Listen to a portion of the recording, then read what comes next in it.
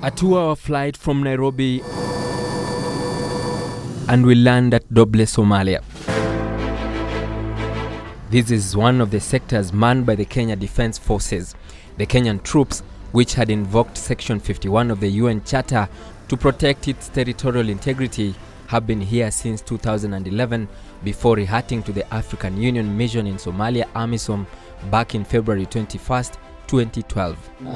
Ladies and gentlemen, the AMISOM Kenya Commander in Sector 2, Brigadier Jeff Nyaga, starts us off with some updates on the milestones so far. We had several cross-border incursions being perpetrated by Al-Shabaab and other armed groups. We have seen growth in terms of banking sector. We have flights all the way from Mogadishu, some from Kismayu. It is the efforts of our gallant soldiers that has made it possible to have some normalcy return in the war-torn country. Due to security reasons here in Somalia, the KDF forces here have to make sure that we are safe with the body armor. This is a jacket and a helmet, just to make sure that as we go around our business here, we are safe and secure. Among the gallant soldiers here are Sergeant Moses Meme. He has been in the service for 13 years and has been in Kenya's contingents to Somalia twice. He has literally seen it all. Kazi yetu hapa basically ni to observe what is happening. Sababu tuko in a very good view. So in case tukipata ile kitu yote tunapata, tuna report to the OP ambayo iko hapo chini. He works with a team of other soldiers who take turns to spot and attack possible threats from a distance. Mchana yeze saizi ndio unaweza ona vizuri sana, but usiku tuko na night capability. And when a threat is seen, nothing is left to chance.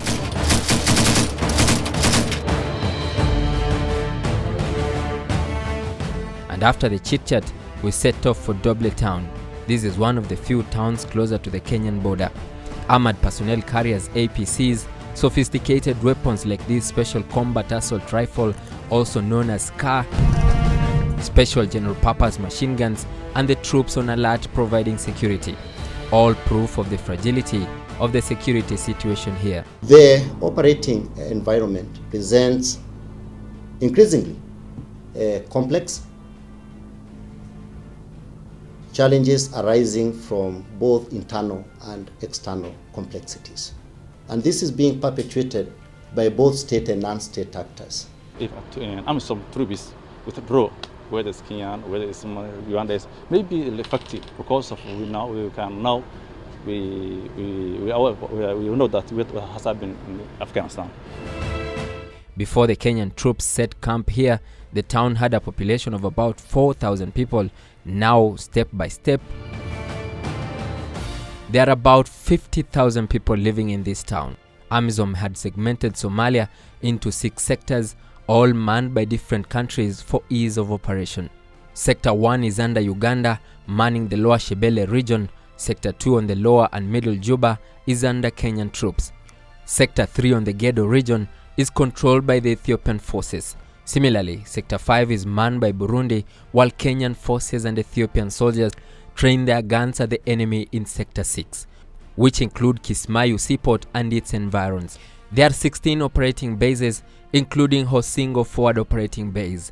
This is a famous base where KDF officers proudly recount some of the success stories. It was a battle that lasted more than 11 hours. Over 1,000 Al-Shabaab fighters had planned a massive attack to overrun this base. They attacked in waves. Each wave had about 100 fighters. Fortunately, our ground troops had enough stocks of ammo in their forward trenches that sustained them until when our Kenya Air Force fighter jets arrived on time to complement the ground troops and offer close air support. The AMISOM troops were expected to gradually exit Somalia this year, but documents seen by KTN News show a rehearting to the UN-led peacekeeping and enforcement mission. The plan mooted during the AU's Peace and Security Council will see a multidimensional approach to the security situation in Somalia if the UN Security Council gives it a nod. After the activities in the lower region of Somalia, we fly to Kismayu. Sector 6 under Kenyan and Ethiopian troops. The city on the shorelines has now experienced some sort of peace and calm.